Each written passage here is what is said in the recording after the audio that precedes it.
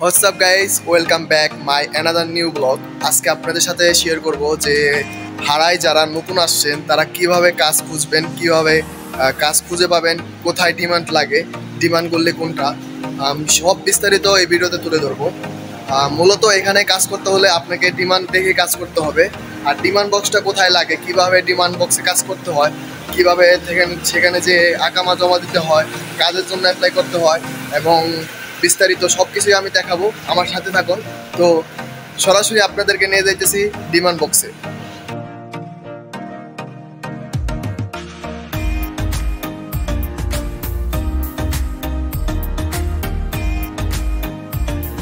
আমি এখন যে গল্লিতে হাঁটতেছি এটাকে বলে দুহার গল্লি।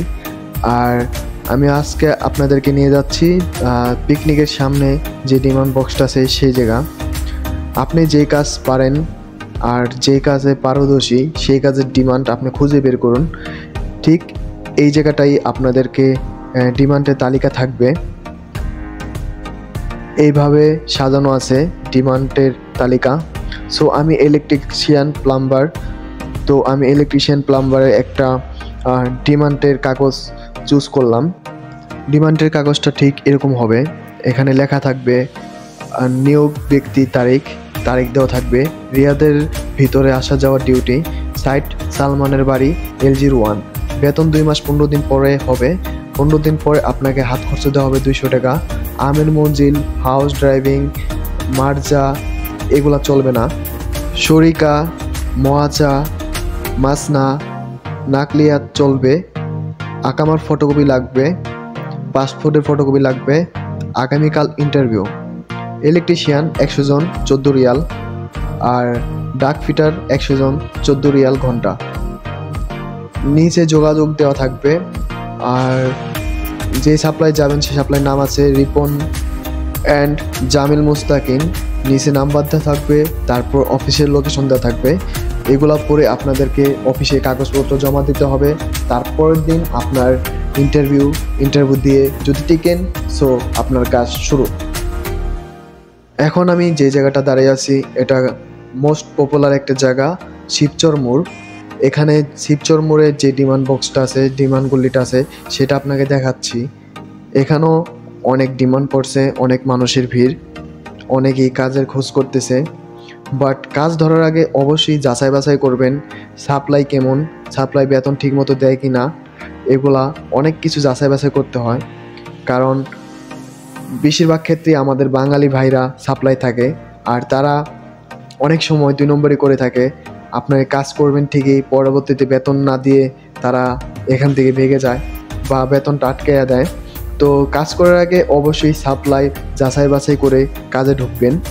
আমি আপনাদেরকে বিশেষ কিছু জায়গা ঘুরে দেখাচ্ছি। এখন যে জায়গাটা আছি আমি, এটা আল রাজিয়া ইশারার সামনে ডিমান্ড বক্স, ডিমান্ড গল্লি। এখানেও অনেক মানুষ ভিড় দিয়ে আছে।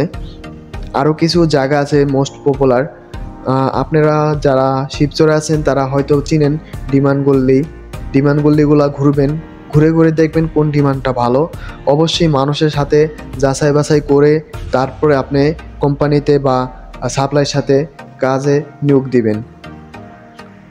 তো এখানকার সবথেকে বড় সমস্যা হচ্ছে যে আপনি ডিমান্ড দেখে কাজে ঢুকলেন, সাপ্লাই পরবর্তীতে আপনার কাজ করার পর টাকা দিল না, এটা সবথেকে কষ্টকর। কারণ অনেক ভাই বেড়াদার আছে, অনেক মানুষ আছে যাদের কাজ করার পর টাকা আটকে ফেলাইছে, টাকা দেয় না। পরবর্তীতে তাদের চলাফেরা অনেক কষ্ট হয়ে যায়। কারণ হারা শহরে প্রত্যেকটা মানুষের 1000 থেকে 1200 টাকা খরচ, রুম ভাড়া, কারেন্ট বিল, তারপরে পানির বিল, খাওয়া দাওয়া, আরও ইত্যাদি ইত্যাদি অনেক খরচ। আর এগুলা যদি সাপ্লাইরা ঠিকমতো টাকা না দেয় তো একটা মানুষের চলতে অনেকটাই কষ্ট হয়ে যায়। অনেকে আছে না খেয়ে থাকে, না খেয়ে ঘুরে কাজের জন্য। আসলে প্রবাস লাইফটা অনেক কষ্টের। আমি না আসলে আমি বুঝতাম না। দেশের মানুষ ভাবে আসলে প্রবাসে না জানি কত টাকা কামায়, তো কত টাকা উড়ে। আসলে তা না। কারণ হ্যাঁ, একটা মানুষ অনেক টাকাই কামায়, মাসে 3000 টাকা কামায়, কিন্তু এখানে খরচ আছে, নিজের খরচ, আবার বছর শেষে আকামার জন্য 8500 9000 টাকা গুনতে হয়। তারপর আবার সময় মতো টাকা দেয় না, সাপ্লাইরা ঘোরায়। সব মিলে আসলে একটা প্রবাসী লাইফের অনেকই কষ্ট, সেটা শুধুমাত্র একটা প্রবাসী ভাই জানে। তো হে গাইস, ভিডিওটা কেমন লাগলো অবশ্যই জানাবেন।